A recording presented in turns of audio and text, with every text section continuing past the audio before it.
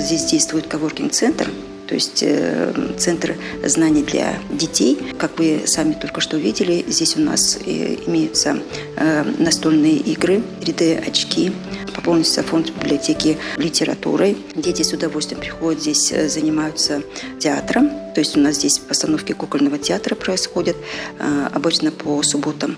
Вот. И сами они принимают тоже активное участие